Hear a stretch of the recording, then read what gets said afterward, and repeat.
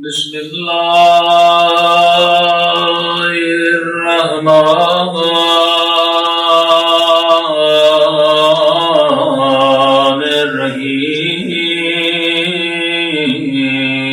الرحيم الحمد لله رب العالمين الحمد لله كما هو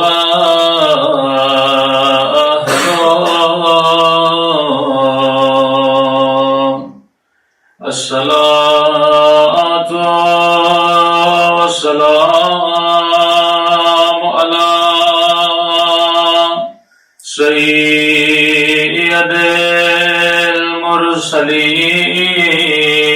المرسلين وخاتم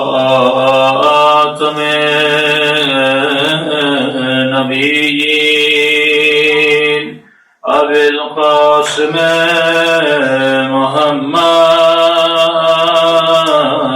محمد صلوات پڑھے محمد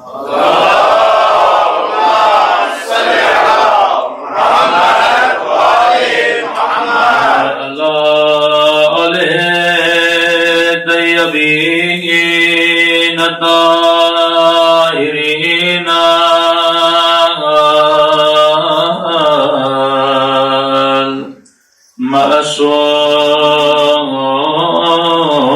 المعصومين سب مل کے اپنے مولا کے ظہور کی دعا اللہم کن ولیک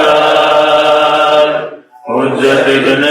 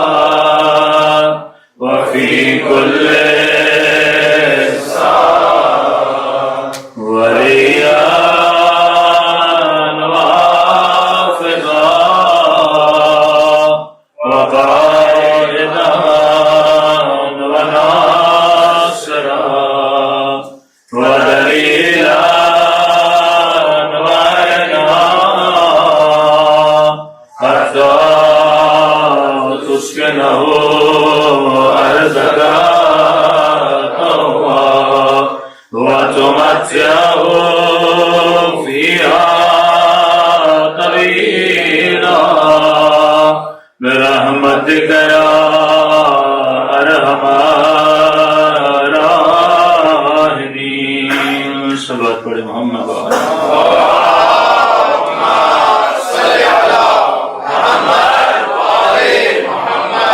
بسم اللہ الرحمن الرحیم رب اشرح لی صدری ویسر لی امری واحلل عقدۃ من لسانی یفقهوا قولی اما بعد فقد قال سبحانه وتعالى وما خلقت الجن والانس الا ليعبدون صلوات پڑھے محمد وعلى محمد پہ اللهم صل على محمد وعلى محمد دعا ہے پروردگار عالم ہم سب کی عبادتوں کو اپنی بارگاہ میں قبول فرمائے اور جس مقصد زندگی کی خاطر یہاں جمع ہوئے خدا ان مقاصد میں بھی ہم سب کو کامیابیاں نصیب فرما دے مسلسل آپ کی خدمت میں عرض کر رہے ہیں کائنات میں ہر شے کے بننے کا کوئی نہ کوئی مقصد ہے کوئی نہ کوئی ہدف ہے ایک چھوٹے سے چھوٹا موبائل بھی آپ اپنے ہاتھ میں رکھتے ہیں تو وہ بھی بغیر مقصد کے نہیں بنا جتنی بھی اشیاء عالم جنہیں آپ دیکھ رہے ہیں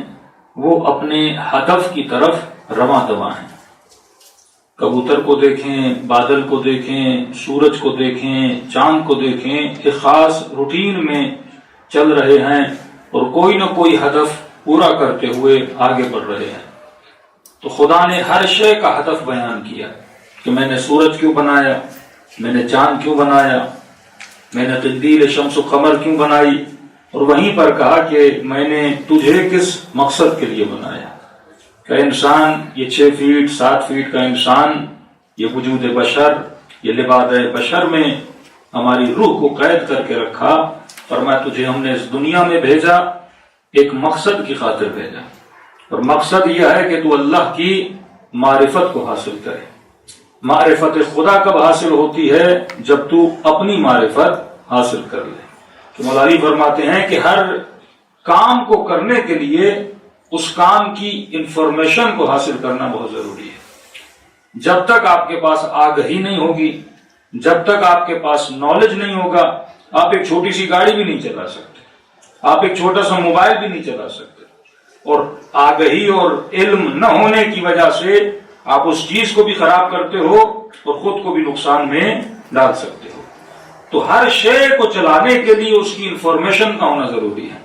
تو اتنا بڑا جسم جو خدا نے ہمیں دیا، اس جسم کو یوز کیسے کرنا ہے، استعمال کیسے کرنا ہے، کون سے جذبات میرے اندر ہیں، مجھے غصہ کیوں آتا ہے، مجھے خوشی کیوں آتی ہے، میں غمگین کیوں ہو جاتا ہوں، یہ جذبات جو میرے وجود کے اندر ہیں، جب تک ان کو سمجھوں گا نہیں تب تک میں راہ سعادت اور راہ خوشی کو حاصل نہیں کر پاؤں گا۔ جبکہ کہا کہ قولوا لا الہ الا اللہ، کہو لا الہ الا اللہ تفلحوا، کامیاب ہو جاؤ گے۔ تو سوال ہے کہ آج اتنے ملینز کی تعداد میں مسلمان ہیں، کیا مسلمان یہ احساس کر رہے ہیں کہ ہم کامیاب ہیں؟ کیا سنگل میرے اندر یہ فیلنگ ہے کہ میں کامیاب ہوں؟ جبکہ ایک مسلمان کو سب سے زیادہ خوش ہونا چاہیے، جبکہ مسلمان کے اندر عظیم خوشی کی نشانی ہونی چاہیے، ایک سعادت اور فلاح اور کامیابی کا احساس ہونا چاہیے۔ لیکن آج جو ہماری حالت ہے وہی غیروں کی حالت ہے۔ آج یہاں پہ ہندو کو بٹھاؤ اور مسلمان کو بٹھاؤ، دونوں کی کیفیت دیکھو گے ایک جیسی کیفیت ہے۔ جو اس کی پریشانیاں ہیں وہی اسی کی پریشانیاں ہیں، جو اس کی نیڈز ہیں وہ بھی اسی کی نیڈز ہیں۔ دونوں کی ڈیمانڈ میں فرق نظر نہیں آتا، بس یہ ہے کہ وہ مندر جاتا ہے کہ مسجد جاتا ہے، لیکن جب باہر نکلتے ہیں تو ڈسکشن وہی سیم ہوتی ہیں۔ جو اس کی پریشانیاں وہی اس کی پریشانیاں ہیں۔ یعنی دراصل انسان ایک وجود پریشان ہے جو دنیا میں گھوم رہا ہے، کبھی مال کی پریشانی، کبھی اولاد کی پریشانی، کبھی گھر کی پریشانی، رات کو سوتا ہے تو کل کی پریشانی۔ یہ جو پریشانیوں میں انسان جکڑا ہوا ہے، کیوں؟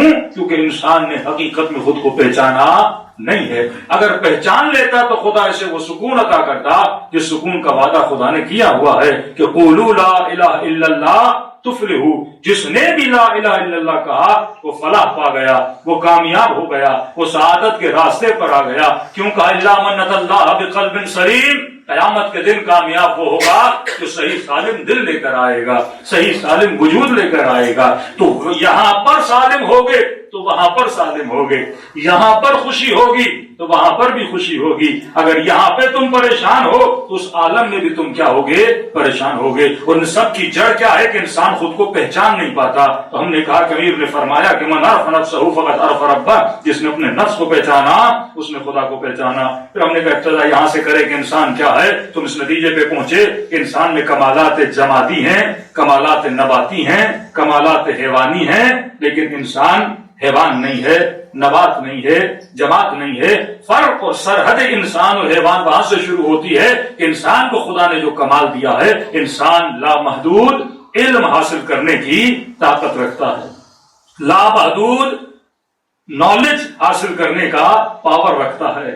پھر نالج صرف حاصل نہیں، پھر اس نالج کو اپنے اوپر اپلائی کرنے کا بھی پاور رکھتا ہے۔ یعنی انسان میں تربیت کی صلاحیت موجود ہے، اور تربیت پا کر غلام حسین بنا، ابوذر تربیت پا کر ابوذر بنے۔ کہا یہ فلاں 7ویں درجے پر، فلاں 90ویں درجے پر، فلاں 10ویں درجے پر۔ یہ ایمان کے درجات کیوں بتائے جاتے ہیں؟ مطلب ہر انسان جتنا چاہے خود کو تربیت دے۔ اب یہ تیرا اختیار ہے، تو حیوانی زندگی گزارنا چاہتا ہے یا انسانی زندگی گزارنا چاہتا ہے۔ یہ تیرا اختیار ہے، تو حسینی بننا چاہتا ہے یا یزیدی بننا چاہتا ہے۔ لا اکراہ فی الدین، دین میں کوئی جبر نہیں ہے، کوئی زبردستی نہیں ہے۔ خدا زبردستی تجھے جنتی نہیں بنائے گا، نہ ہی زبردستی کوئی تجھے جہنم میں بھیجے گا۔ یہ تیرا اختیار ہے، تو انتخاب کس کا کرتا ہے۔ یہ تیرا اختیار ہے کہ تو سلیکٹ کس کو کرتا ہے۔ تو اپنی مرضی سے سلیکٹ کرے گا، لیکن تیری سلیکشن کے پیچھے تیری نالج بڑی اثر انداز ہے۔ اگر تیرے پاس علم اور آگہی ہوگی، معرفت وجود ہوگی، تو تمہارا انتخاب بھی حسین ابن علی ہوگا،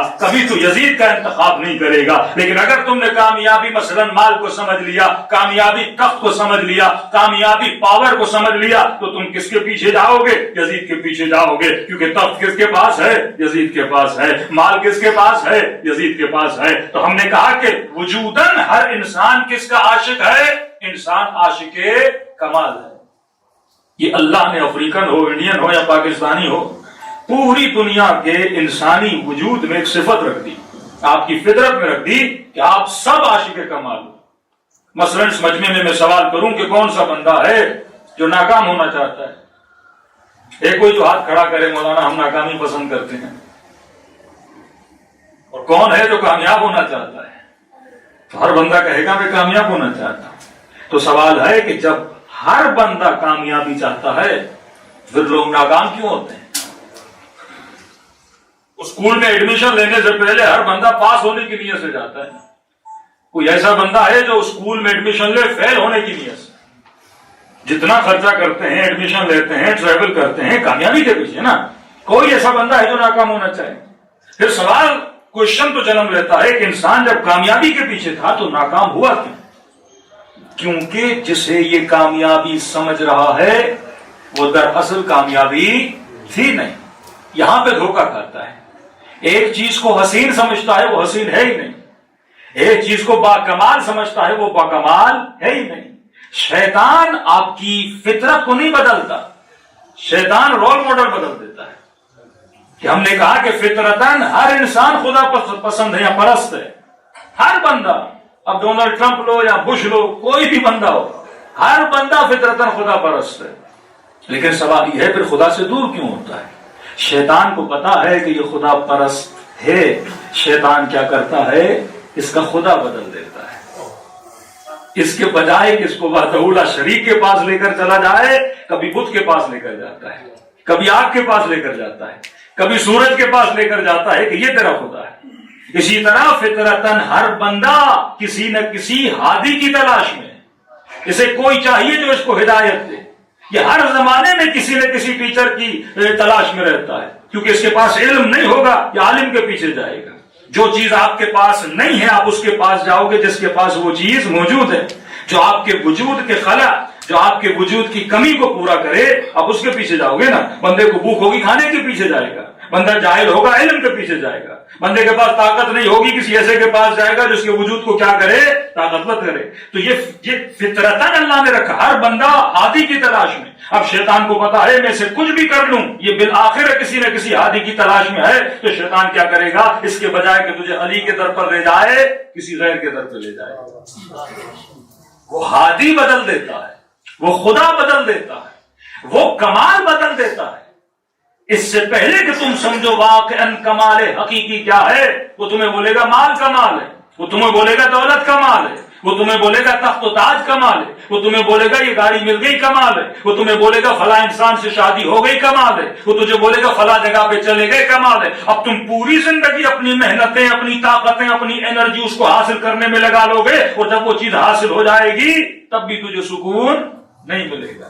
کتنا ایک دوسرے کو جب ہم دیکھتے ہیں، مثلا ہر بندہ اپنی اپنی فیلڈ میں، مثلا آپ نے کسی امیر کو دیکھا، کسی عالم کو دیکھا، کسی انجینئر کو دیکھا، کسی ڈاکٹر کو دیکھا، تو انسان اس کو دیکھ کے یہ من میں سوچتا ہے اگر میں اس کی جگہ پہ ہوتا تو بس میرے پاس تو سب کچھ ہوتا.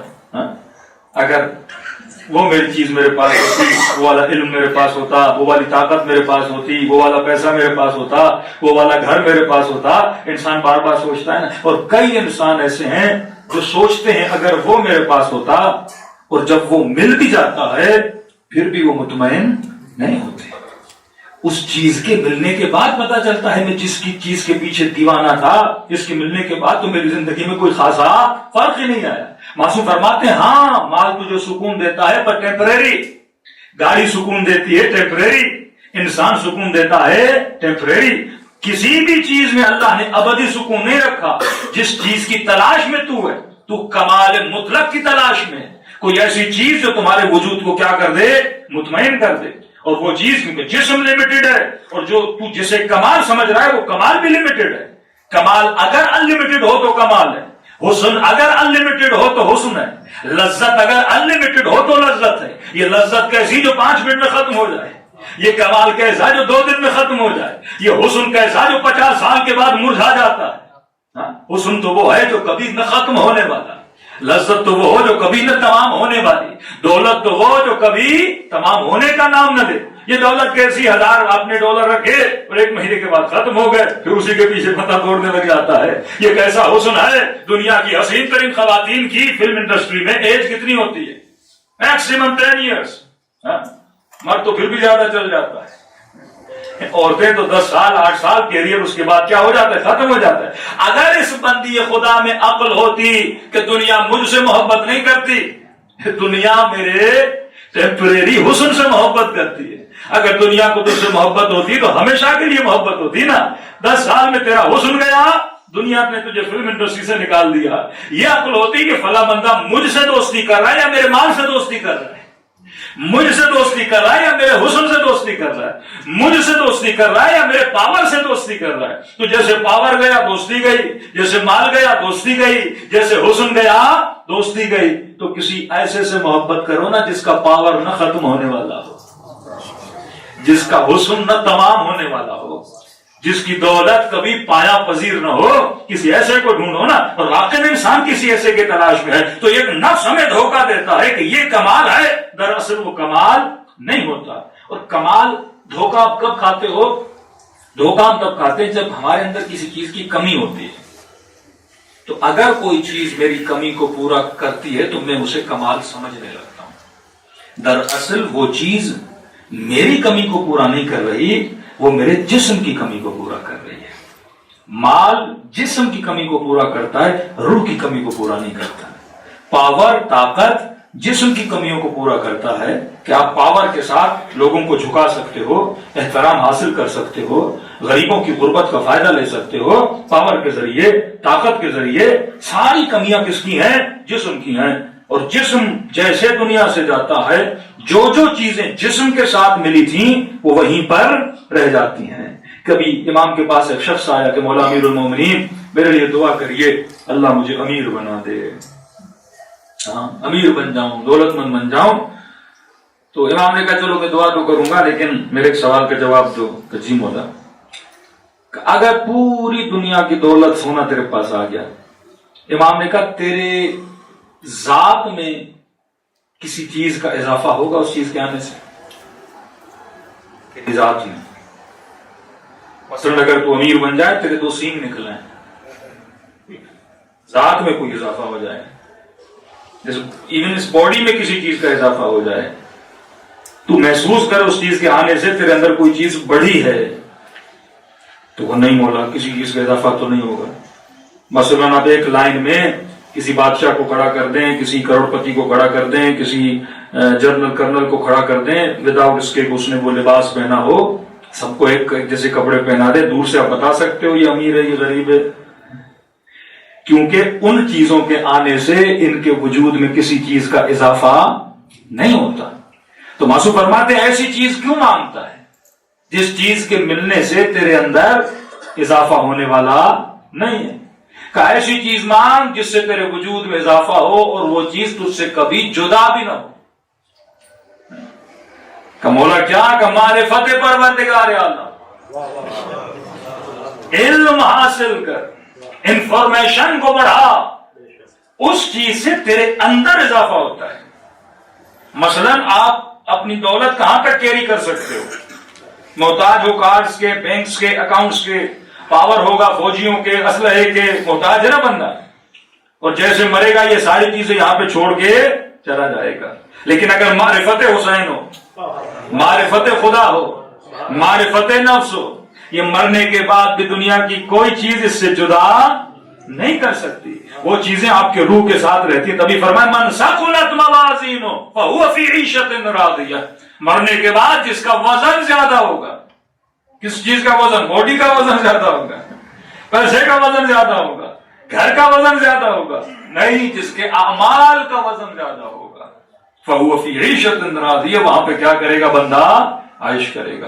تو سب سے پہلے میں نے یہ سوچنا ضروری ہے کہ جسے میں کمال سمجھ رہا ہوں کیا واقعا وہ کمال بھی ہے کہ نہیں ہے۔ ہاں وہ ضرورت زندگی ہو سکتی ہے، وہ لوازمات زندگی، گاڑی لوازمات زندگی، پیسہ لوازمات زندگی ہے، لیکن کبھی کمال نہیں ہے۔ کیونکہ اگر کمال ہوتا تو خدا یہ کمال کبھی اپنے دشمن کو نہ دیتا.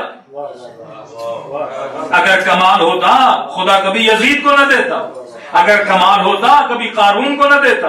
اگر کمال ہوتا کبھی فرعون کو نہ دیتا. تو اصل جو کمال ہے جو خدا صرف اپنے محبوب بندوں کو دیتا ہے وہ اپنی معرفت کا نور ہے جو ابراہیم کو عطا کیا, جو موسیٰ اور عیسیٰ کو عطا کیا. امام زمانہ بلند ہے سلوات.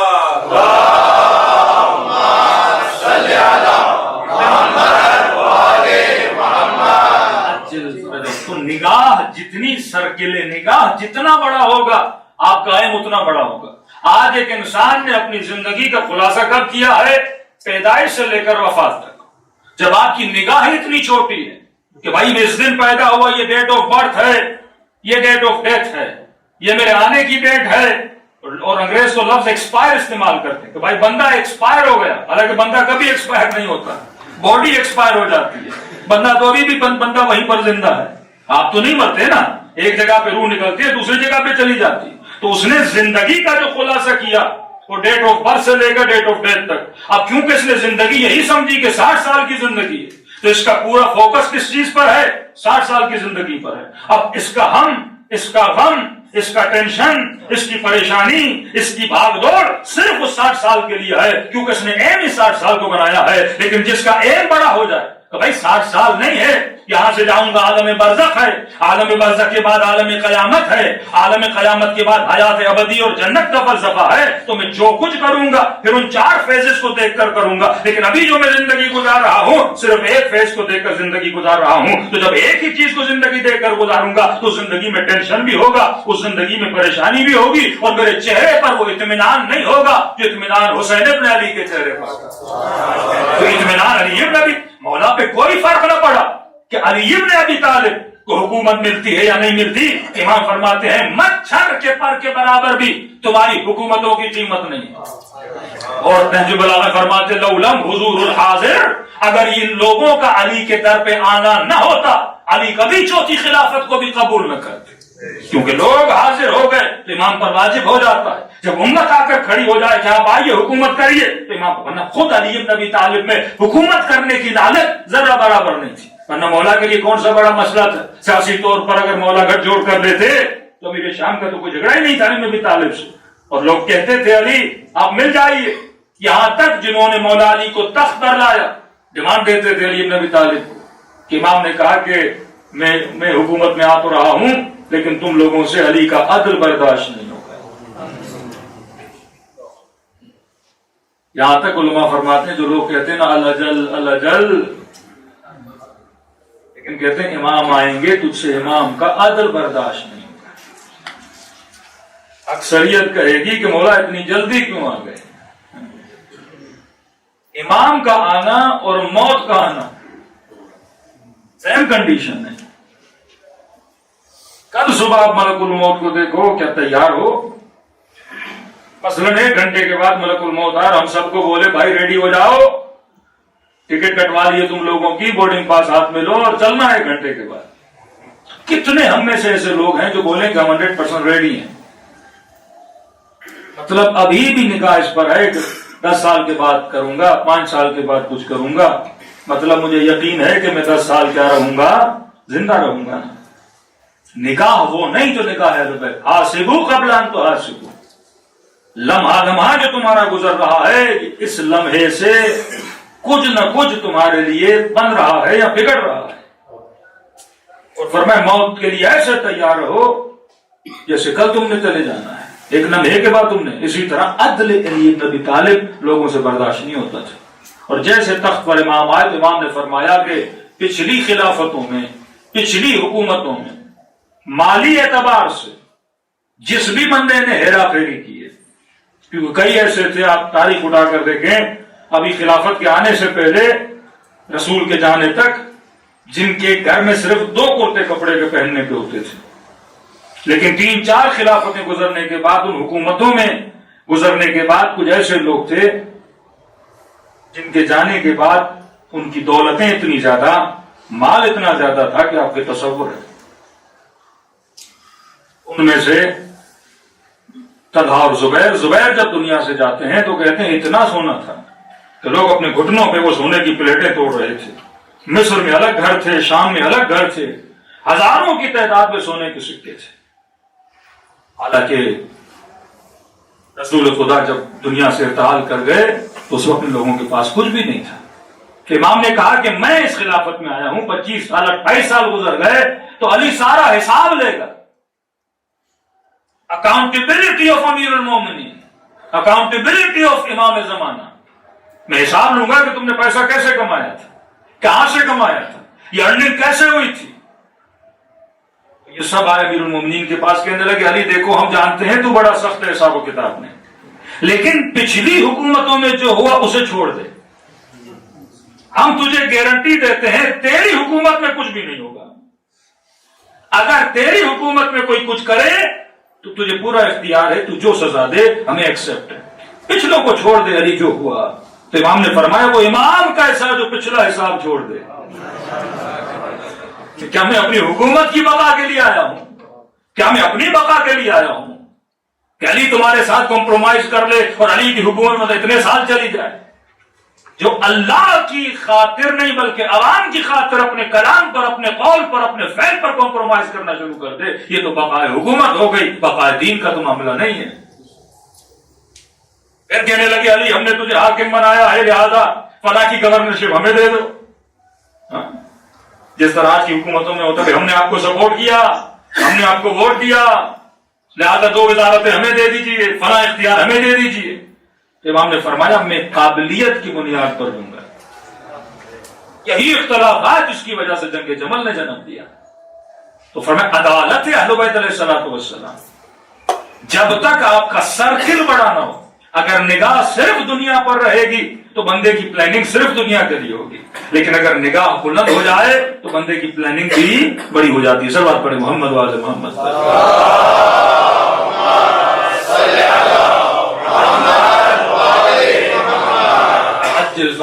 تبھی فرمایا کہ جسے تو کمال سمجھ رہا ہے در حقیقت سوچو کہ واقعاً وہ کمال ہے بھی کہ نہیں ہے.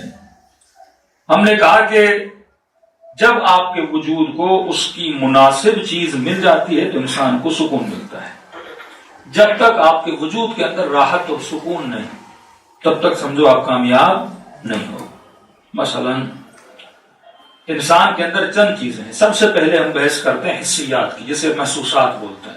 آنکھ، زبان، شکم، ہاتھ، کان، یہ محسوسات ہیں. حسیات کو جب اپنی چیزیں ملتی ہیں تو انہیں سکون ملتا ہے. کل میں نے آنکھ کی مثال دی. آنکھ کو سکون کب ملتا ہے؟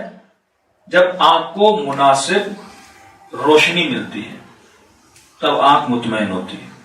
مثلا آپ کی نظر کمزور ہو گئی، آپ بک پڑھ نہیں پا رہے تو آپ کے اندر کیا پیدا ہوگی؟ بے چینی پیدا ہوگی، اضطراب پیدا ہوگا. ڈاکٹر اینک دے گا آپ کو، پھر آپ کو کیا مل جائے گا؟ سکون مل جائے گا. مطلب آنکھ کو مناسب رینج میں جب چیزیں ملتی ہیں تو آنکھ کو کیا ملتا ہے؟ سکون ملتا ہے. یہی آنکھ ہے اگر سورج کو دیکھے گی بے سکون ہو جائے گی، کیونکہ سورج کی روشنی آنکھ کی رینج سے کئی گنا زیادہ ہے، لہذا آپ کو سکون نہیں ملتا. اسی طرح آپ کے کان ہیں، محسوسات میں آتے ہیں.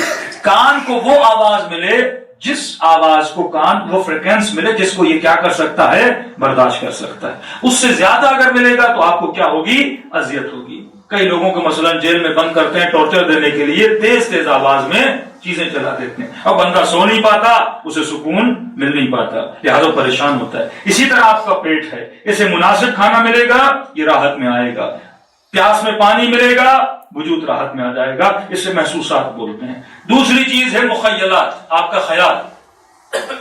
قوے خیال بھی تصورات جب اسے ملتے ہیں تو اسے سکون ملتا ہے. مثلا آپ کو فلاں گاڑی پسند ہے، رات کو بیٹھ کے سوچو گے نا خیال میں، گاڑی میں گھوم رہا ہوں، فلاں بندے کے ساتھ بیٹھا ہوں، پلاننگ کر رہے ہو. یہ سارا خیال جب تک بندے کا ایکٹیو نہ ہو، اور خیال کو کیا چاہیے؟ تصویریں چاہیے، تخیلات چاہیے. جب اسے تصویریں ملتی ہیں، ایسی تصویریں جو مٹیریلسٹ نہیں ہیں. یہاں میں آپ کو دیکھ رہا ہوں، آپ مجھے دیکھ رہے ہیں، یہ وجود مٹیریل وجود ہے. لیکن جب آپ اپنے خیال میں سوچتے ہو ان مٹیریل چیزیں ہیں، خواب جتنے آپ دیکھتے ہو یہ تخیلات کا سلسلہ ہے. تو آپ سارے یہاں بیٹھے مطمئن ہو. کیوں مطمئن؟ کیونکہ آپ کا خیال ایکٹیو ہے. خدا نہ خاصا بندہ یہاں سے سیڑھی سے اتر رہا ہے اور اس کا پاؤں پھسل گیا اور سر زمین پہ لگا اور بندے کی میموری چلی گئی اور خیال تھوڑی دیر کے لیے ڈسٹرب ہو گیا، اب آپ مطمئن نہیں ہوگے، پریشان ہو جاؤ گے، اب آپ بھول جاؤ گے میں آیا کہاں سے ہوں، پتہ نہیں میرا نام کیا ہے، تو بچے بھی ہیں کہ نہیں ہے، کس ملک میں رہ رہا ہوں، واپسی کا ایڈریس ہی آپ کو یاد نہیں ہوگا، تو آپ کیا ہو جاؤ گے، پریشان ہو جاؤ گے۔ ابھی آپ کا خیال ایکٹیو ہے کیونکہ آپ کو پتا ہے مجلس کے بعد کہاں جانا ہے، گھر کہاں ہے، گاڑی کہاں کھڑی ہے، موبائل کا پاسورڈ کیا ہے، کپڑے کہاں پہ پڑے ہیں، یہ سارا آپ کا خیال کیا ہے، ایکٹیو ہے، آپ کو پتا ہے کہ میں نے اس کے بعد کیا کرنا ہے، یہاں تک کہ آپ نے 4-4 5-5 سال کی پلاننگ کر کے بھی رکھی ہوئی ہے، آپ مطمئن ہو۔ لیکن جیسے خیال ڈسٹرب ہو جائے گا، جیسے خیال کو چوٹ پہنچے گی، ویسے ہی آپ پریشانی اور آپ کے اندر اضطراب آنا شروع ہو جائے گا۔ تو پہلا محسوسات میں آپ کو سکون ملتا ہے جب وہ چیز آپ کو مل جاتی ہے۔ افطاری میں کتنا سکون آتا ہے آپ کو، ہاں بھوک ہوتی ہے بندے کو، سفرے پہ بیٹھا کھانا کھایا، بندے کو کیا مل گیا، سکون مل گیا۔ اسی طرح جب آپ سوچتے ہو، خیال کرتے ہو، اس خیال میں بھی آپ کو کیا ملتا ہے، سکون ملتا ہے، آپ کو ساری چیزیں پتہ ہیں۔ تیسری چیز ہے موہومات، قوہ واہمہ۔ قوہ وہم کا تعلق محبت اور نفرت سے۔ اگر وہم نہ ہو تو بندہ کسی سے محبت نہ کرے، اگر وہم نہ ہو بندہ کسی سے نفرت نہیں کرے۔ مثلا آپ نے ایک مرتبہ دیکھا ایک خاتون ہے، اس نے مثلا ایک چھوٹی سی پلاسٹک کی گڑیا اٹھائی ہوئی ہے، اس گڑیا کو چومے جا رہی ہے۔ آپ دور سے بولو گے نا بھائی گڑیا میں کیا رکھا ہے، یہ چومے جا رہی ہے، لیکن جب اس خاتون سے پوچھو گے وہ کہے گی میری ایک بیٹی تھی جو دنیا سے گزر گئی، یہ اس کی گڑیا ہے۔ وہ یہ وہم سے اس کا تعلق۔ کئی ایسے وہابی ہیں دیکھتے بھائی شیعہ پتھروں کو چوم رہے ہیں، شیعہ چاندی کو چوم رہے ہیں، شیعہ سونے کو چوم رہے ہیں۔ بھائی وہی سونا انڈیا کی کسی مارکیٹ میں ہوگا کوئی بندہ نہیں چومتا، لیکن کربلا چلے گئے اور وہی چاندی اگر حسین کی زری بن گئی بندہ چومنا شروع کر دیتا ہے۔ ہاں باپ دنیا سے چلا گیا، باپ کی کوئی چیز پڑی ہوئی ہے، بندہ اسے پیار سے دیکھتا چومتا ہے۔ اس سب کا تعلق کس سے ہے، قوہ وہم سے ہے۔ محبت اور نفرت کا تعلق آپ کے قوہ وہم سے ہے۔ تو جیسے وہم کو وہ چیز ملتی ہے تو انسان کو کیا ملتا ہے، سکون ملتا ہے۔ بیٹے کو سینے سے لگایا سکون ملا، ماں کو سینے سے لگایا سکون ملا، اور اسی وہم کو استعمال کر کے شیطان فیک محبتیں بنانا شروع کر دیتا ہے۔ اب وہم حقیقی محبت کی طرف بھی اس کا کام ہے، صرف محبت دلانا۔ اب شیطان اسی کو یہ وہم کو استعمال کرے گا، مثلاً گاڑی کی محبت ڈال دے گا، کسی عورت کی محبت ڈال دے گا، کسی چیز کی محبت ڈال دے گا۔ اب بندے کو سوچنا چاہیے یہ سارا سسٹم جو اللہ نے بنایا ہے کہ واقعاً وہم جس چیز سے محبت کروا رہا ہے وہ محبت حقیقی بھی ہے کہ نہیں ہے، کہیں فیک محبت تو نہیں ہے۔ تو وہم کو بھی جب اپنی محبتیں ملتی ہیں تو بندے کو کیا ملتا ہے، سکون ملتا ہے۔ محسوسات کو اپنی چیزیں ملے سکون، یعنی آپ ایسے سمجھیے ان چیزوں کی شادی ہوتی ہے، زوج پازیٹیو اینڈ نیگیٹو، جب یہ چیزیں آپس میں ملتی ہیں تو سکون ملتا ہے۔ بدن کو وہ ملے جو اس کا ہے اسے سکون ملے گا، پیٹ کو وہ ملے جو اس کا ہے اسے سکون ملے گا، خیال کو وہ ملے جو اس کا میچ ہے اسے سکون ملے گا، وہم کو وہ ملے جو اس کے لیے بنا ہے اسے کیا ملے گا، سکون ملے گا۔ چوتھا پاور جو خدا نے آپ کو دیا اسے کہتے ہیں قوہ عقل۔ عقل کا کام ہے کیلکولیشن کرنا، میتھمیٹک، فزکس، 2+2 4 بنتا ہے۔ کوئی پروگرامنگ آپ کرتے ہو، کسی بلڈنگ کی ناپ تول کو آپ تولتے ہو، یہ سارا کام کون کرتا ہے، عقل کرتا ہے۔ عقل کو یہ ساری چیزیں دیتا کون ہے، کوئی خیال دیتا ہے، کوئی وہم دیتا ہے، مطلب خیال ساری تصویروں کو جمع کر کے ٹرانسفر کرتا ہے عقل کی طرف، کوئی وہم محبتوں کو نفرتوں کو جمع کر کے ٹرانسفر کرتا ہے عقل کی طرف۔ مثلا آپ کو خدا سے محبت ہے اور پتا چلا فلاں بندہ اللہ کی توہین کر رہا ہے، اس نے میسج بھیجا عقل کو، عقل کیلکولیشن کرے گا کہ اللہ سے برائی، اللہ کی برائی، اللہ کی بدتمیزی، اللہ کی بہترامی کرنے والے کے ساتھ کیا کرنا چاہیے، ریلیشن جوڑنا چاہیے یا نہیں جوڑنا چاہیے، یہ کیلکولیشن کون کرتا ہے، وہ یہ عقل کرتا ہے۔ مثلا فلاں بندہ امیر المومنین کی توہین کرتا ہے، یہ میسج عقل کی طرف جاتا ہے۔ عقل کا کام صرف یہ ہے کہ وہ جتنا ڈیٹا اس کے پاس پہنچا ہے اس کی کیا کرے، کیلکولیٹ کرے، 2+2 کرے۔ عقل بتاتا ہے چھوٹی چیز بڑے سے چھوٹی ہوتی ہے، عقل آپ کو بتاتا ہے کہ جو چیز سفید ہے وہ کالی نہیں ہوتی، جو کالی ہے وہ سفید نہیں ہوتی۔ یا آپ نے کہا کوا کالا ہوتا ہے، بندے نے کہا کوا کیسے کالا ہوتا ہے، کہ جتنے کوے ہم نے دیکھے ہیں سارے کوے کالے ہیں، ایک کوا دکھاؤ جو کیا ہو، سفید ہو۔ تو عقل کا کام کیا ہے، کیلکولیشنز کرنا۔ یہ 4 طاقتیں، 3 طاقتیں قوہ وہم، قوہ خیال اور محسوسات حیوان کے اندر بھی موجود ہیں۔ ایک بلی کے اندر بھی محسوسات ہیں، وہ بھی کھاتی پیتی ہے، اس کے اندر بھی تخیل موجود ہے، اس کے اندر بھی وہم موجود ہے، وہ بھی اپنے بچوں سے پیار کرتے ہیں، اس کے اندر بھی نفرت ہوتی ہے، اس کے اندر بھی خوف ہوتا ہے، اس کے اندر بھی ڈر ہوتا ہے۔ 3 منزلیں حیوان کے اندر بھی ہیں۔ چوتھی منزل جو قوہ عقل ہے، کیلکولیشن کرنا، कैलकुलेशन इंसान के अंदर है, दूसरा मलाइकों के अंदर भी ये कैलकुलेशन मौजूद है। यानी जो मलाइकतुल्लाह है उनके पास भी अक्ल है, आपके पास भी अक्ल है। जब कहा इंसान अशरफुल मखलूकात है, यानी मलाइकों से भी अफजल है, मलाइकतुल्लाह से भी ऊपर जा सकता है, जब उसकी पांचवी चीज उसकी एक्टिव हो जाती है, जिसे बोलते हैं मावराए अक्ल। जो ताकत मावराए अक्ल है, रूह का पावर है जो खुदा ने आपको अता किया है। जब आप उसे एक्टिव करते हो तो आप मलाइकतुल्लाह से ऊपर चले जाते हो, यानी मलाइकतुल्लाह तेरे खादिम बन जाते हैं जब आप अपनी वो चीज एक्टिव करते हो जिस चीज के जरिए, यानी अक्ल को कैलकुलेशन चाहिए, ख्याल को तस्वीरें चाहिए, वहम को मोहब्बत चाहिए, महसूसात को मटीरियल चीजें चाहिए, मावराए अक्ल जिस चीज के पीछे है वो वजूद परवरदिगार आलम है। उस चीज के जरिए आपने मारिफत खुदा को हासिल करना है। उस चीज के जरिए 4 मरहले जब आप क्रॉस करोगे उसके बाद आप मारिफत परवरदिगार आलम तक पहुंचोगे, और जो उस दर्जे पे पहुंच जाता है फिर मासूम फरमाते हैं मलाइक तेरे खुदाम बन जाते हैं। अल्लाह कहता है जिस तरह मैं कहता हूं ना कुन फयकून, उस तरह तू कहेगा कुन फयकून। सिब्गतल्लाह व मन अहसन मिनल्लाह सिब्ग, तू रंग खुदा में रंग जाता है, फिर तू वलीउल्लाह बन जाता है, क्योंकि कायनात में तू आया ही विलायत खुदा को हासिल करने के लिए। ये लज्जतें जो तू हासिल कर रहा है ये मकामात हैवानी है, असल जो मकाम इंसानी है उस लज्जत को हासिल कर। क्या तुझे जिक्र खुदा में लज्जत मिलती है? क्या अल्लाह से बात करने से लज्जत मिलती है? क्या मौलाना नहीं मिलती। क्यों नहीं मिलती? क्योंकि अभी तक तूने उसकी मोहब्बत को अपने वजूद में उतारा नहीं है, अभी तक तू खुदा का आशिक नहीं बना। जितना तू दूसरी चीजों को पसंद कर रहा है, जितने दूसरे माशूकात के पीछे लगा हुआ है, जबकि मरने के बाद जितनी भी चीजों से तू मोहब्बत कर रहा है आलम बरज़ख में कोई चीज रिटर्न में तुझे मिलने वाली नहीं है, तो फरमाया जिस उससे मोहब्बत कर जो आलम बरज़ख में तुझे मिलेगा।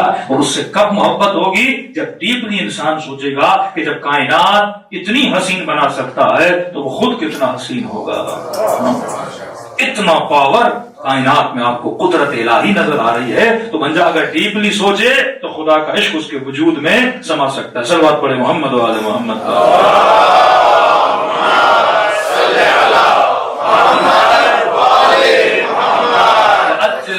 अब 4 मरहले हमने क्रॉस करने, ये 4 मरहले जहन में रखें। पहला मरहला है जहां से इंसान की बनावट की इब्तिदा होती है, यानी जहां से हमारी क्रिएशन शुरू होती है, वो है शिकम मादर, मां का पेट। दूसरे मरहले हम कहां पर आते हैं? आलमे दुनिया। तीसरा मरहला है वफात का मरहला, जब दुनिया से हम जाएंगे उसे वफात कहते हैं। और कहां पर जाएंगे? आलमे बरज़ख में जाएंगे। आलमे बरज़ख के बाद आता है कयामत का मैदान। कयामत के बाद है हयात अबदी, यानी असल जो जिंदगी है आपकी वो कयामत के बाद है।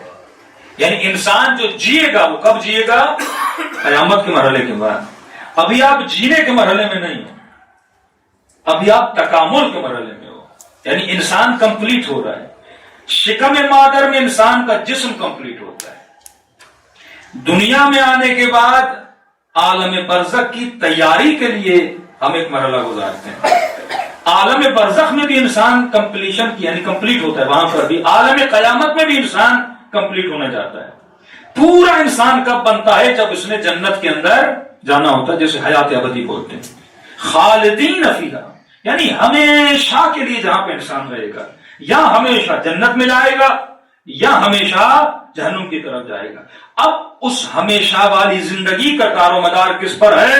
दुनिया पर है, आलम बरज़ख पर है और आलम कयामत पर है। जहां पे आपको शफात का तस्वुर नजर आता है कि रसूल शफात करेंगे, अहले बैत शफात करेंगे, औलिया अल्लाह शफात करेंगे, सारी शफात का दारो मदार कहां पर है?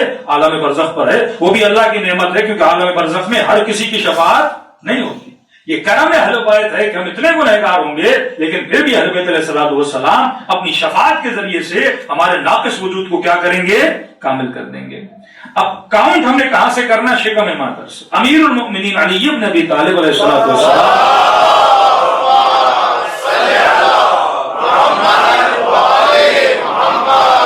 किसी इमाम سے پوچھا کہ مولا عالم دنیا اور عالم برزخ کا فرق ہمیں بتائیے، کیونکہ واقعا ہم عالم برزخ کو ہم نے نہیں دیکھا، اور جیسے روح نکلے گی اس عالم میں چلی جائے گی۔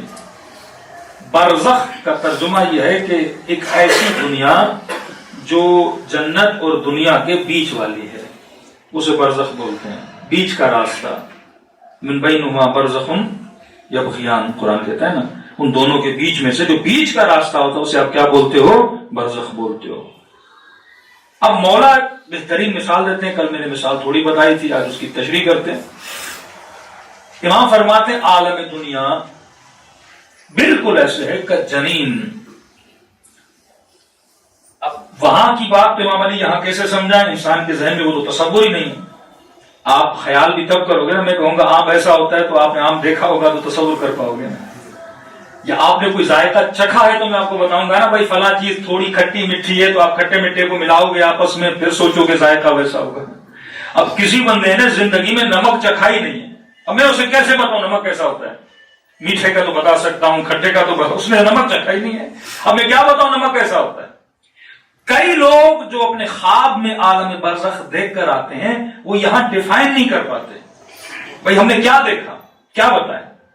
اچھا تم نے کیسے رنگ؟ کہتے رنگ ایسے تھے، دنیا میں ویسا رنگ ہے ہی نہیں۔ اب یہاں کالا، پیلا، پھیکا، پنک، براؤن، اب وہاں کہتے ہیں ہم نے وہ کلر دیکھا، واقعی ویسا کلر ہے ہی نہیں۔ تو پھر کہتے ہیں نہیں ایسا سفید ساتھ جیسے تھوڑا بہت دودھ کی طرح گاڑھا سفید، یا ایسا رنگ تھا، وہ ڈیفائن نہیں کر پاتا، کیونکہ اس دنیا کے رنگ بھی اور ہیں، وہاں کے ذائقے بھی اور ہیں، وہاں کی لذتیں بھی اور ہیں۔ اب بندے کے لیے ڈیفائن بڑا مشکل ہو جاتا ہے۔ تو امیر المومنین نے، میں کہوں گا اس ایک مثال میں امام نے 10 کتابوں کو جمع کر دیا، یعنی بندہ اگر 10 کتابیں پڑھتا تو پھر بھی عالم برزخ اس کی سمجھ میں نہ آتا، لیکن کیونکہ امیر المومنین اور کلام الامام، امام الکلام ہوتا ہے، مولا کا کلام بھی سارے کلاموں کا امام ہوتا ہے، تو امام نے اپنے کلام میں بڑے طریقے سے سمجھایا۔ مولا فرماتے ہیں دیکھو دنیا تصور کرو، عالم برزخ اور عالم دنیا، اب ان دونوں کو اگر کمپیئر کرنا چاہتے ہو تو امیر کی مثال سے کمپیئر کرو۔ امام فرماتے ہیں جس طرح دنیا اور ماں کا پیٹ، عالم برزخ دنیا دو چیزیں ہو گئی، اب امیر فرماتے ہیں جس طرح دنیا اور ماں کا پیٹ، فرماتے ہیں ماں کا پیٹ ہے دنیا اور دنیا ہے عالم برزخ۔ ماں کا پیٹ کیا ہے؟ یہ دنیا ہے، اور جو دنیا ہے یہ کیا ہے؟ عالم برزخ ہے۔ اب کمپیئر کرو کہ ماں کا پیٹ کتنا ہے اور دنیا کتنی بڑی ہے، اور پھر کمپیئر کرو کہ دنیا کتنی چھوٹی ہے اور عالم برزخ کتنا بڑا ہے۔ جتنی لذتیں ایک بچہ ماں کے پیٹ میں لیتا ہے اتنی لذتیں سمجھو تم دنیا میں لے رہے ہو، اور جتنی لذتیں وہ ماں کے پیٹ سے نکل کر دنیا میں لیتا ہے سمجھو تم اتنی لذتیں عالم برزخ میں لوگے۔ مطلب شکم مادر کتنی چھوٹی ہے لیکن اس بچے کے لیے وہ بہت بڑی دنیا ہے۔ تو ہم مزاحن لوگوں کو سمجھانا چاہتے ہیں کہ وہ بچہ جب ماں کے پیٹ میں ہوتا ہے نا بڑے سکون میں ہوتا ہے، ہاں کبھی ادھر کروٹ بدل رہا ہے، کبھی ادھر کروٹ بدل رہا ہے ظلمات میں ہے، اندھیروں میں، لیکن اس کی کائنات ہے جس کے اندر وہ پل رہا ہے، جی رہا ہے۔ اور اگر کوئی اس دنیا سے، جس دنیا میں وہ بچہ ہے شکم مادر، وہاں پر اس بچے کو کوئی میسج بھیجے کہ میرے لال جس دنیا میں تو جی رہا ہے وہ بہت چھوٹی ہے، باہر آ، بہت بڑی دنیا، روشنی ہے، رنگ ہے، ذائقے ہیں، بہت کچھ ہے یہاں پہ۔ کہتے ہیں بچہ کیونکہ نادان ہے، علم نہیں، باہر دیکھا نہیں ہے، اس کا سب کچھ وہی ہے جہاں پہ وہ جی رہا ہے، تو بولے گا بھائی میں دھوکہ نہیں کھانے والا، نہ ہی باہر آؤں گا، میرا سب کچھ کیا ہے؟ ماں کا پیٹ ہے، اور بڑے سکون میں ہوں یہ باتیں جا کے کسی اور کو سنا۔ کئی لوگ ہوتے ہیں کہ مولویوں کی باتیں، ہمارا تو سب کچھ یہی ہے، کچھ بھی نہیں ہے باہر۔ تو مولا فرماتے جب نکلے گا تو بندے کو پتا چلے گا جہاں تھا وہ کیا تھا اور جہاں آیا ہوں وہ کیا ہے۔ اور اس کے بالعکس جب بچہ شکم مادر سے باہر آتا ہے تو آتے ہی کیا شروع کرتا ہے؟ رونا، پورے ہاسپٹل کو سر پہ اٹھا لیتا ہے۔ روتا کیوں ہے؟ کیونکہ جہاں پہ تھا وہاں سے جدا ہوا. جس سکون میں تھا اس سکون سے بڑی تکلیف سے بچہ باہر آتا ہے نا. آج کل تو چلو آپریشن بھی وہ دوسرے طریقے کے ہو گئے ہیں. نارمل ڈلیوری میں بچہ بڑی تکلیف سے، ماں کو بھی تکلیف بچے کو بھی تکلیف ہوتی تھی نا. ساری گندگیاں لے کر کہاں آتا ہے؟ باہر آتا ہے. پھر اسے کیا کرنا پڑتا ہے؟ دھونا پڑتا ہے، پاک کرنا پڑتا ہے، پھر اسے اس دنیا کا لباس پہنانا پڑتا ہے. بالکل اسی طرح جب تو یہاں سے جائے گا یہ گندگیاں اپنے ساتھ لے کر جائے گا. ملائکۃ اللہ تجھے دھوئیں گے، تجھے صاف کریں گے. اور آتے ہی جب بچہ اس دنیا میں آتا ہے تو کیا کرتا ہے؟ رونا شروع کر دیتا ہے، چیخنا شروع کر دیتا ہے. ہاں، اور جیسے ہی اسے ماں کا دودھ ملتا ہے پھر اس میں کیا آ جاتا ہے؟ سکون. جب اسے اپنی ماں ملتی ہے، حالانکہ جب شکم میں تھا ماں نظر نہیں آ رہی تھا ماں کے پاس پر ماں کو دیکھ نہیں رہا تھا شکم مادر میں. اسی ماں کی طاقت، اسی ماں کے خون، اسی ماں کے پاور، اسی ماں کا برین سب کچھ اسے دے رہا تھا. وہ پاور اسے دے رہا تھا لیکن اس ماں کو محسوس نہیں کر رہا، دیکھ بھی نہیں رہا. اور شاید اسے پیٹ میں بتاؤ کہ باہر کوئی ماں ہے جو تجھے پال رہی ہے، بولتا ہے جھوٹ کسی اور کو بولو. کوئی ماں نہیں ہے، کوئی پاور نہیں ہے، کوئی طاقت نہیں ہے، کوئی برین نہیں ہے، کچھ بھی نہیں ہے. میں ہی میں ہوں، اکیلا ہی اکیلا ہوں، جی رہا ہوں اپنی مرضی سے، سب کچھ مل رہا ہے مجھے آٹومیٹکلی. لیکن جیسے باہر آتا ہے تو باہر آنے کے بعد اس بند کو پہلے کاٹنا پڑتا ہے. جس بند ناف کے ذریعے اسے کھانا مل رہا تھا پہلے اسے کینچی سے کاٹنا پڑتا ہے، اس سے تعلق کو ختم کرنا پڑتا ہے. یہاں پہ ایک نئی زندگی شروع کرتا ہے. اب وہی ماں جو اسے سب کچھ پیٹ میں دے رہی تھی وہ سینے کے ذریعے اسے فیڈ کرانا شروع کر دیتی ہے اور اسے کیا مل جاتا ہے؟ سکون ملنا شروع ہو جاتا ہے. اب اسی بچے کو ایک ہفتے کے بعد کہو واپس جانا ہے،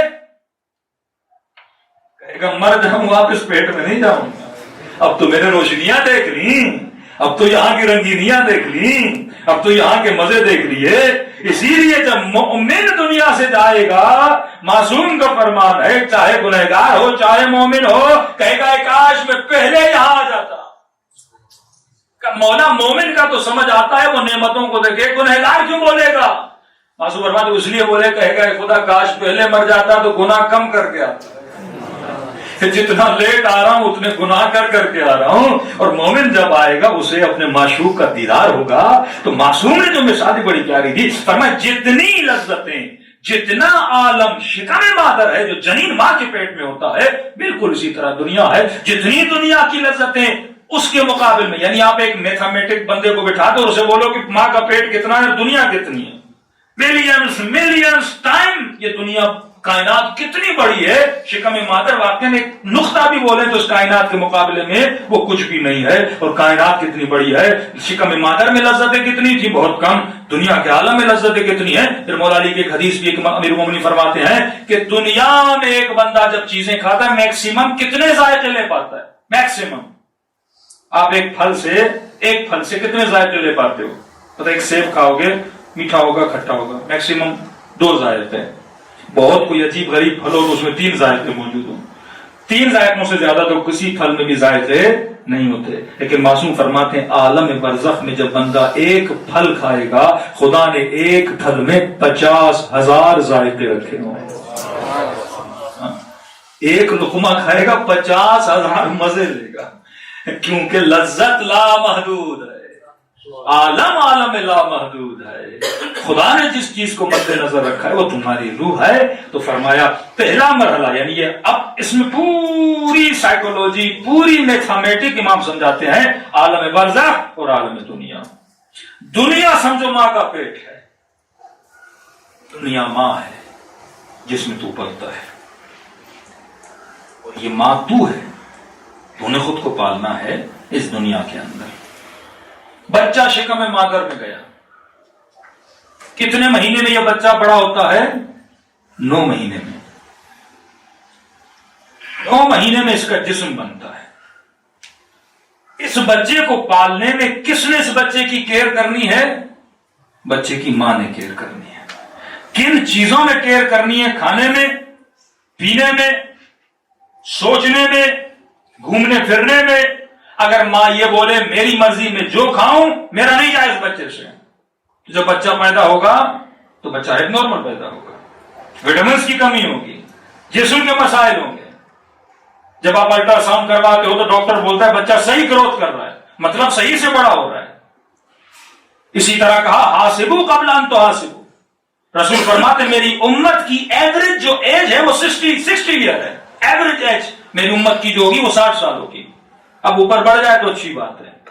تو اگر میں آج 30 کا ہوں یا 40 کا ہوں تو میں نے اپنی لائف کے 2/3 گزار لی ہیں. 2 حصے میری لائف کے گزر گئے، 1 حصہ بچہ، مطلب میرے پاس 20 ایئرز ہیں.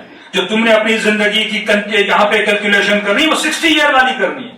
بڑے ہو گئے تو ایک بڑی بات ہے. 60 سال تمہاری ایوریج ایج ہے، 40 سال تم نے گزار دیے. جس طرح اس بچے کا الٹرا ساؤنڈ ہوتا ہے بھائی گرو صحیح کر رہا ہے، ہاں بھائی گرو صحیح کر رہا ہے، ہاتھ بات دل بل ہر چیز صحیح پڑ رہی ہے، بچہ صحیح سالم ہے. اسی طرح یہ تم نے خود کو اسکین کرنا ہوتا ہے. میں نے 60 سال، میں نے 40 سال، میں نے 30 سال کیسے گزارے؟ صحیح گرو کیا ہے کہ میں نے نہیں کیا؟ اگر صحیح گرو نہیں کرو گے پیدا ہونے کے بعد معذور پیدا ہوگے. اگر ماں اس بچے کا خیال نہ کرے کھانے میں پینے میں مختلف چیزوں میں، بچہ صحیح سے گرو نہیں کرے گا. اور پیدا ہونے کے بعد تکلیف کسے ہونی ہے؟ ماں کو بھی ہونی ہے، بچے کو بھی ہونی ہے. اسی طرح جب تو پیدا ہوگا، اصل معصوم فرماتے ہیں تیری پیدائش وفات نہیں ہے، وفات پیدائش کا نام ہے. اصل تو پیدا کب ہوگا؟ جب تو اس دنیا سے جائے گا. اس وقت تو جی نہیں رہا، اس وقت یہ پروسیس ہے جو تو گزار رہا ہے. میں کسی بندے سے پوچھوں کہ بھائی آپ کی ایج کتنی، آپ کاؤنٹ کب کرتے ہو؟ ایج کاؤنٹ کب کرتے ہو؟ پیدا ہونے کے بعد. اور 9 مہینے جو ماں کے پیٹ میں تھے وہ کیوں نہیں کاؤنٹ کرتے؟ وہ بھی تو لائف تھی نا جو تم نے 9 مہینے گزاری، اس میں بھی تو جان تھی نا. لیکن وہ لائف کاؤنٹیبل نہیں. اسی طرح جب عالم برزخ میں پیدا ہوگے تو یہ لائف کاؤنٹیبل نہیں ہوگی. یہ شکم مادر ہے، یہاں تو گرو کر رہا ہے، یہاں تو بڑا ہو رہا ہے، یہاں تیری روح بڑی ہو رہی ہے، یہاں تیری روح گرو اپ کر رہی ہے. شکم مادر میں جسم بڑا ہو رہا تھا، دنیا میں آ کر جسم بھی بڑا ہوتا ہے، روح بھی بڑی ہوتی ہے. یہاں چیزوں کو مضبوط کرو گے تو اس عالم میں جا کر مضبوطی سے چل پاؤ گے. اگر معذور ہو کر پیدا ہوگے تو وہاں نہیں چلو گے. معذور کی مثال کو سمجھو. جس طرح بچہ شکم مادر میں بالکل اسی طرح تو دنیا کی شکم کے اندر ہے. شکم مادر کا انوائرمنٹ اگر صحیح نہیں ہوگا، کھانا اگر صحیح نہیں ہوگا، بچے کی دیکھ بھال اگر صحیح نہیں ہوگی، بچہ معذور پیدا ہوگا. اب 4 طرح کے بچے دنیا میں پیدا ہوتے ہیں. اسی طرح 4 طرح کے لوگ عالم برزخ میں پیدا ہوتے ہیں. پہلا بچہ جو دنیا میں آتا ہے صحیح سالم بچہ، پھیپھڑے صحیح، گردے صحیح، ٹانگ ہاتھ پاؤں سب صحیح سالم بچہ. نارمل بچہ جب پیدا ہوتا ہے باپ کو بھی خوشی، ماں کو بھی خوشی، بچہ خود بھی خوش ہوتا ہے. دوسرا بچہ جو ناقص پیدا ہوتا ہے، دنیا میں پیدا تو ہو گیا لیکن ایک ہاتھ لے کر آیا، ایک ٹانگ لے کر آیا، ایک آنکھ لے کر آیا، کوئی نہ کوئی نقص عضو اس کے اندر موجود ہے. جب یہ دنیا میں آتا ہے اسے دنیا تکلیف نہیں دیتی، اپنا ناقص ہونا اسے تکلیف دیتا ہے. دنیا کا انوائرمنٹ ویسا ہی ہے جیسا صحیح سالم بچے کے لیے تھا، کیونکہ یہ ناقص پیدا ہوا ہے. اسے کیا کر رہا ہے وہ انوائرمنٹ؟ تکلیف دے رہا ہے. ماں بھی تکلیف میں، باپ بھی تکلیف میں. تیسرا جو بچہ جو ناقص نہیں ہے، ایکسٹرا آرڈنری چیزیں لے کر آیا ہے. 2 دل لے کر آ گیا، 2 ہاتھ لے کر آنے تھے 4 ہاتھ لے کر آ گئے، 2 سر لے کر دنیا میں پیدا ہو گئے. بھئی آپ کو تو خوش ہونا چاہیے، آپ کے بچے کے پاس 2 دل ہیں، سب کے 1 دل ہیں. آپ کو تو خوش ہونا چاہیے نا. لوگوں کی 2 ٹانگیں ہیں، یہ 4 ٹانگیں لے کر آ گیا ہے. آپ خوش کیوں نہیں ہوتے؟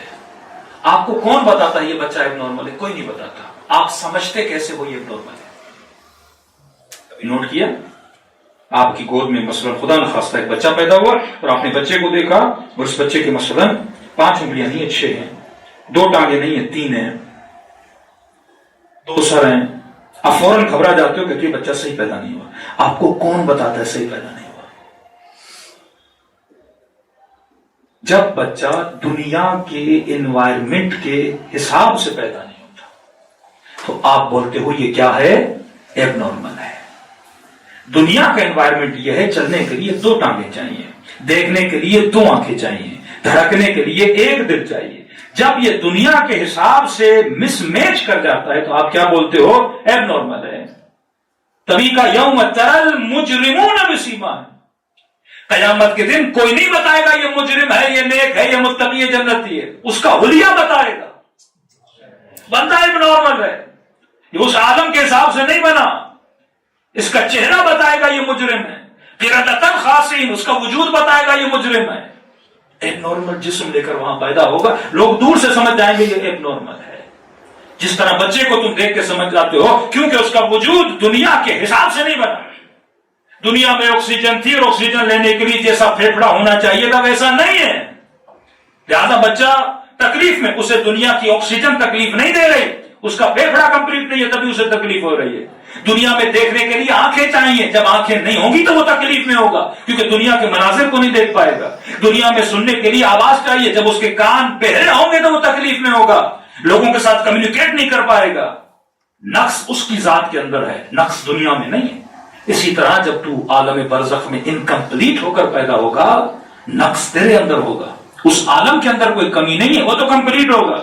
کھانے کے لیے تیرے دانت نہیں ہوں گے، دیکھنے کے لیے آنکھیں نہیں ہوں گی، سننے کے لیے آوازیں نہیں ہوں گی، بندہ کیا ہوگا؟ تکلیف میں ہوگا. تو کچھ وہ جو ناقص پیدا ہوتے ہیں، کچھ وہ جو زائد پیدا ہوتے ہیں، کچھ وہ جو اپنا سالم پیدا ہوتے ہیں، تیسرا وہ جو بیمار پیدا ہوتے ہیں. بچے کا جسم بھی کامل ہے، عضو بھی کوئی ناقص نہیں ہے، کوئی عضو زیادہ بھی اس کے پاس نہیں ہے، لیکن کیا پیدا ہوا ہے؟ بیمار پیدا ہوا ہے. مطلب پھیپھڑا صحیح سے کمپلیٹ نہیں ہے. تو اس بچے کو ٹرانسفر کیا جاتا ہے مشین میں کہ بھائی 6 دن رہے گا، 10 دن رہے گا، 15 دن رہے گا، جب تک بچہ کیا ہو جائے؟ ٹھیک ہو جائے. اب معصوم فرماتے ہیں بالکل اسی طرح عالم برزخ میں بھی 4 طرح کے لوگ پیدا کیے جائیں گے اپنی وفات کے بعد، اپنے مرنے کے بعد. کچھ وہ جو صحیح سالم پیدا ہوں گے. اب تصور کیجئے کسی خاتون کو بچہ پیدا ہونا ہے، سارے رشتہ دار ہاسپٹل میں جمع ہو جاتے ہیں، کوئی مٹھائی لے کر آتا ہے، کوئی پھول لے کر آتا ہے، ماں بھی انتظار میں، باپ بھی انتظار میں کہ بچہ آ جائے. لیکن خدا نخواستہ اگر بچہ ناسالم ہو تو تکلیف ہوتی ہے ماں باپ کو، لیکن اگر سالم ہو تو خوشیاں منائی جاتی ہیں. امیر المومنین فرماتے ہیں، رسول فرماتے ہیں انا وعلی ابوا هذه الامه، میں اور علی اس امت کے 2 باپ ہیں. یہ جس نے تجھے پیدا کیا یہ تیرے جسم کا باپ ہے، علی اور میں تیری روحوں کے باپ ہیں. جیسے تو بابا بولتا ہے، اماں بولتا ہے، یہ تمہارے جسموں کے ماں باپ ہیں، تمہارے روحوں کے ماں باپ نہیں ہیں. روحوں کے ماں باپ میں اور علی ہیں. جسم کو ریسیو کرنے کے لیے دنیا کا ماں باپ تجھے ریسیو کرتا ہے، اور اگر تو صحیح سالم ہو اسے خوشی ملتی ہے، اور اگر تو صحیح سالم نہیں اسے تکلیف ملتی ہے. بالکل اسی طرح جب تو دنیا سے عالم برزخ میں پیدا ہوتا ہے، تجھے ریسیو کرنے کے لیے میں رسول اور علی ابن ابی طالب آتے ہیں. اگر تو صحیح سالم ہو کر پیدا ہوگا تو علی کے چہرے پر خوشی آ جاتی ہے. لیکن اگر تو ناقص پیدا ہوگا، جتنی تکلیف تیرے ماں باپ کو ہوئی یا تجھے ہوئی، تیرے بچہ اگر ناقص تھا اس سے کئی گنا زیادہ تکلیف ہمیں ہوتی ہے، کیونکہ ہم نے محنت کی ہے اس دین کو پہنچانے کے لیے. تو یہ جس دنیا میں آپ رہ رہے ہیں یہ تکامل کا عالم ہے. بچے کا جسم شکم مادر میں کمپلیٹ ہوتا ہے، دنیا میں آنے کے بعد بھی تو کئی چیزوں کو کمپلیٹ یہاں پہ کرنے کے لیے آیا ہے. تیسری چیز، جو بچہ ماں کی شکم میں ہوتا ہے اس بچے کو اللہ کئی چیزیں عطا کرتا ہے. شکم مادر میں بچے کو زبان دی، شکم مادر میں بچے کو ہاتھ دیے، شکم مادر میں بچے کو ٹانگیں دی. لیکن میرا آپ سے سوال ہی ہے، زبان کیوں دی جبکہ اس نے ماں کے پیٹ میں بولنا نہیں ہے؟ ٹانگیں کیوں دی جبکہ اس نے ماں کے پیٹ میں چلنا نہیں ہے؟ کان کیوں دیے جبکہ شکم مادر میں اس نے سننا نہیں ہے؟ آنکھیں کیوں دی جبکہ شکم مادر میں اس نے دیکھنا نہیں ہے؟ ساری چیزیں ماں کے پیٹ میں دی، پر وہاں کسی کام کی نہیں تھی. وہاں نہ چلے گا، نہ دوڑے گا، نہ دیکھے گا، نہ چیخے گا، نہ بولے گا، وہاں کچھ بھی نہیں کرنا. لیکن ساری چیزیں وہاں دی وہاں پر ہے، پر دی یہاں کے لیے. ٹانگیں وہاں دی، چلے گا کہاں؟ یہاں پہ چلے گا. آنکھیں وہاں دی، دیکھے گا کہاں؟ یہاں پہ دیکھے گا. معصوم فرماتے ہیں بالکل اسی طرح تجھے کئی چیزیں دنیا میں دیتا ہے پر دنیا کے لیے نہیں دیتا، وہ عالم برزخ کے لیے دیتا ہے. شاید تو سمجھے تجھے اس نے اولاد دنیا کے لیے دی، تجھے مال دنیا کے لیے دیا، تجھے حسن دنیا کے لیے دیا، تجھے زبان دنیا کے لیے دی، اور تو اپنے سارے ٹولز کو دنیا پہ ہی خرچ کر دے اور دنیا میں ہی لگا دے، اپنی انرجی آخرت کو کمانے کے لیے دی ہیں. زبان دی ہے تاکہ خدا کا ذکر کرو، آنکھیں دی ہیں تاکہ حسین کی زیارت کرو، کان دیے ہیں تاکہ اللہ کی آواز کو سنو، قلب دیا ہے تاکہ اس کی محبت کو اس کے اندر سماؤ، اعضاء اور جوارح دیے ہیں تاکہ اس کی کیا کرو، اطاعت کرو. اور اس کا اجر تجھے کہاں ملے گا؟ جب بدن سے روح نکلے گی. اب یہ آپ کا کام ہے کہ آپ اپنی انرجیز کو دنیا پہ خرچ کر کے ضائع کرتے ہو یا اس انرجیز کو اپنی آخرت کے لیے بچا کر رکھتے ہو. صلوات پڑھے محمد و آل محمد.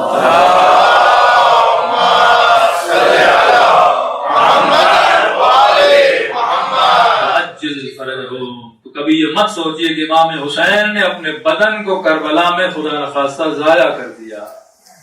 نہیں، حسین کو پتا تھا یہ ہاتھ پاؤں دیے ہی اس لیے، دنیا کے لیے نہیں دیے، عالم آخرت کے لیے. جہاد کا تصور یہ ہے کہ جو کچھ ہے، هل ادلکم علی تجارت تنجیکم من عذاب علیم تؤمنون باللہ وتجاہدون فی سبیل اللہ.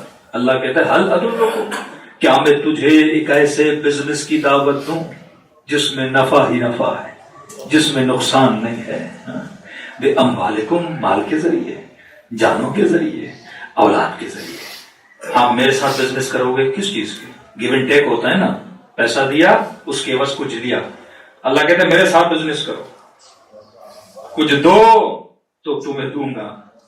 بزنس کرو مال کے ذریعے، بدن کے ذریعے، اولاد کے ذریعے. یہ ٹولز ہیں جو میں نے تجھے دیے ہیں. اور حسین نے کیا خوب تجارت کی اپنے خدا کے ساتھ.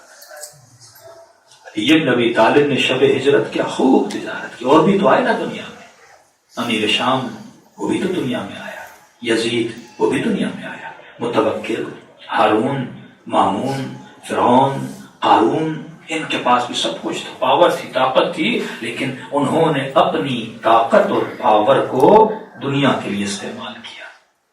حسین اگر بد دعا دیتے تو پورا خطے عرب تباہ ہو جاتے، لیکن اپنی ذات کے لیے کبھی اس پاور کو استعمال نہیں کیا. جسم گوایا کربلا میں، کیونکہ یہ جسم بنا ہی عالم برزخ کے لیے. بچے قربان کیے عالم برزخ کے لیے، جان قربان کی، ہر شے یعنی جتنی توانائیاں تھی قربان کی، یہ بتانے کے لیے کہ بندے خدا دنیا ابتدا کا نام ہے، انتہا کا نام نہیں ہے. موت ابتدا کا نام ہے، انتہا کا نام نہیں ہے. تو نے سفر لمبا کرنا ہے اور تیری نگاہ بھی حسین کی طرح نگاہ ابدی ہونی چاہیے. اگر نگاہ صرف دنیا پہ مرکوز ہو جائے تو واللہ غم بھی ہیں، پریشانیاں بھی ہیں، لیکن اگر نگاہ بڑی ہو جائے تو پھر انسان کی زندگی میں کوئی غم نہیں رہتا. کیونکہ معصوم فرماتے ہیں 70 سال والے سے پوچھو کہے گا زندگی خواب کی طرح گزر گئی، جوان سے پوچھو کہے گا زندگی خواب کی طرح گزر گئی. کہ دنیا خواب ہے، بیدار تب ہو گئے جب روح بدن سے نکلیں گی. موتو قبل ان تموتو، اس سے پہلے کہ تجھے موت آئے اپنے ضمیر کو بیدار کرنا شروع کر دے. حاسبو قبل ان تحاسبو، اس سے پہلے کہ ہم تیرا حساب و کتاب کریں خود اپنا حساب و کتاب کرنا شروع کر دے. شکر خدا کریں کہ اہل بیت کے ماننے والے ہو، انسان ہے کامل، کمپلیٹ ہیومن، جن کو پتا تھا دنیا میں آنے کا مقصد کیا، رب سے کلام کیسے کیا جاتا ہے، راز و نیاز کیسے کیا جاتا ہے، عشق کیسے کیا جاتا ہے اپنے خالق سے. یہ سب کچھ خدا نے سکھایا. اب تصور کریں بی بی زینب کتنی تکلیف میں تھی، لیکن امام زین العابدین فرماتے زندان شام ہے، آدھی رات کا وقت ہے، پھوپھی اماں اٹھتی ہیں، وضو کرتی ہیں اور نماز پڑھتی ہیں. امام فرماتا ہے عجب کا عالم یہ تھا کہ میں نے دیکھا جب نماز پڑھنے لگی تو بی بی زینب بیٹھ کے نماز پڑھ رہی تھی. عالمہ ہے، فقیہہ ہے، پتا ہے کہ بیٹھ کے تب نماز پڑھی جاتی جب بندے کو تکلیف ہو. فوراً سوال کیا پھوپھی اماں کوئی تکلیف ہے؟ پورے سفر میں آپ نے بیٹھ کے نماز نہیں پڑھی اور آپ ابھی بیٹھ کے نماز پڑھ رہے ہیں. تو کہا سجاد میرے لال زندان میں کھانا بہت کم آتا ہے، سارا کھانا یتیموں میں تقسیم کر دیتی، بچوں میں تقسیم کر دیتی. اب زینب کے بدن میں طاقت نہ رہی، کہ کھڑے ہو کر نماز پڑھے۔ کبھی کبھی انسان کو اپنے اوپر شرم آتی ہے، ہم کھاتے بھی ہیں پیتے بھی ہیں لیکن 8 رکعت 11 رکعت 5 رکعت نماز تہجد نہیں پڑھ پاتے۔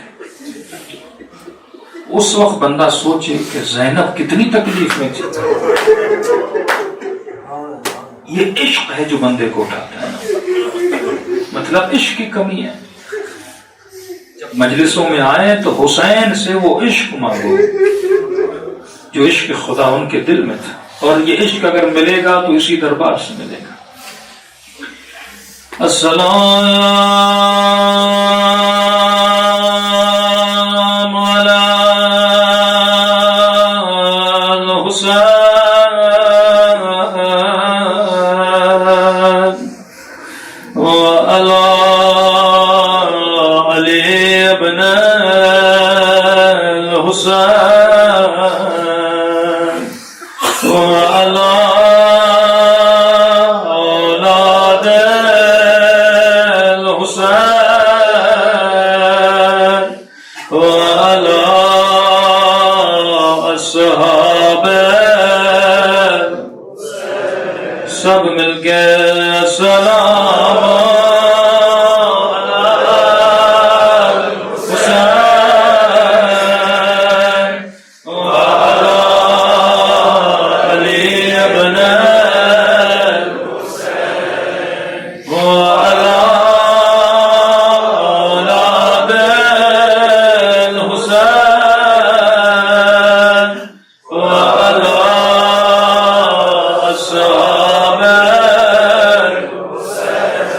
سب مل کے السلام علی حسین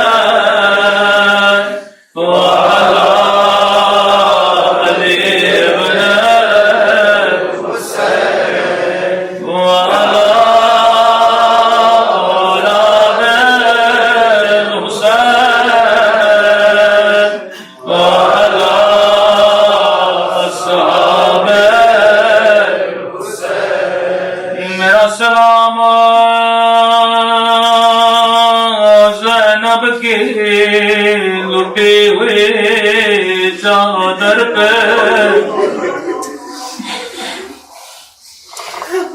یہ سلام میرے سلام نہیں، امام زمانہ کے سلام ہے۔ جب بھی دل کرے امام کے ساتھ رونے کا،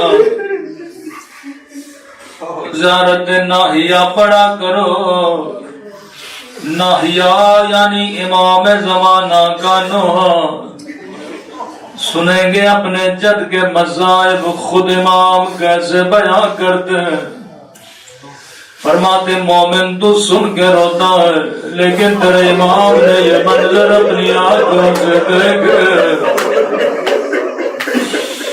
فرمایا ہر روز نماز عصر کے بعد خدا مجھے میرے حسین کا خون بھرا گردہ دکھاتا ہے۔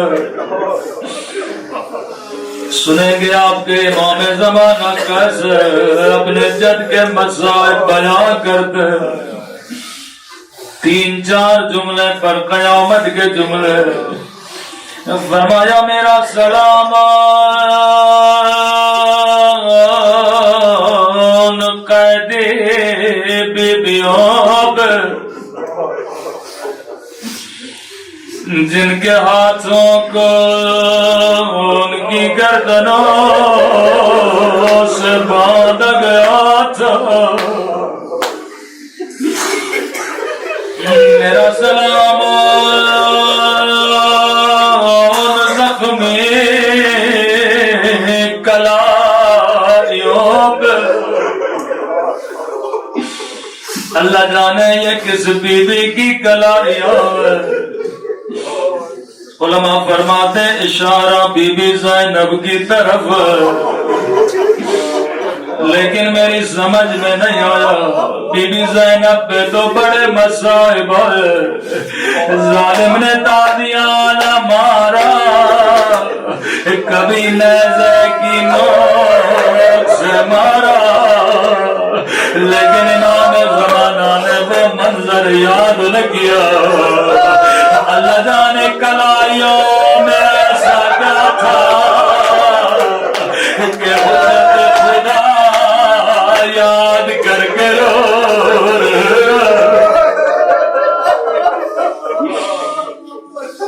میری عادت ہے میں ہر جملے پہ بڑا سوچنے کا عادی ہوں۔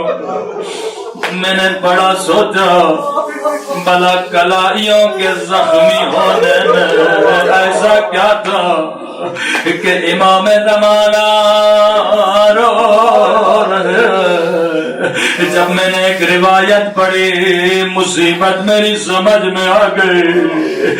راوی کہنے لگا کیا رہا محرم کو زینب اونٹ سے ایسے گری جیسے عباس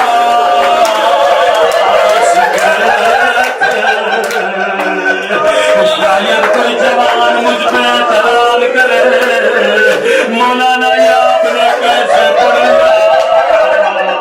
زینب کے تو بازو سلامت عباس کے بازو سلامت نہیں تھے۔ میں نے کہا جواب میں نہیں دوں گا۔ امام زمانہ فرماتے ہیں میرا سلام میری ان پھوپھیوں پہ اور جن کے ہاتھ ان کی گردن سے بھرے تھے اور زینب جیسے عباس گئے تھے۔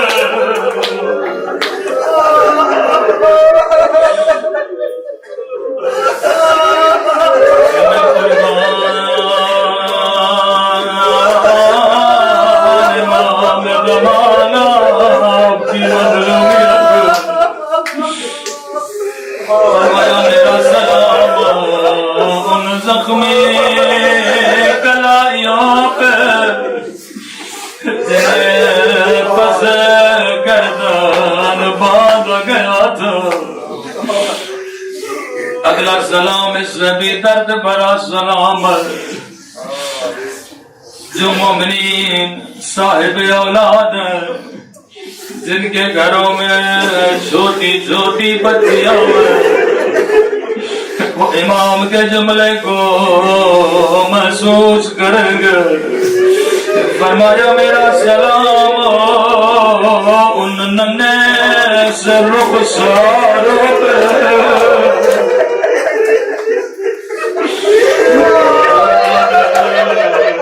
کس بیوی کے رخسار۔ اگلا جملہ بڑا درد بھرا جملہ فرمایا میرا سلام ان زخمی رخساروں پہ اور جن کا رنگ بدل یہ نہیں کا رنگ بدل گیا اور کبھی شمر کے تماشوں نے رنگ نیلا کیا کبھی ظالم کے تماشوں نے رنگ کالا کیا۔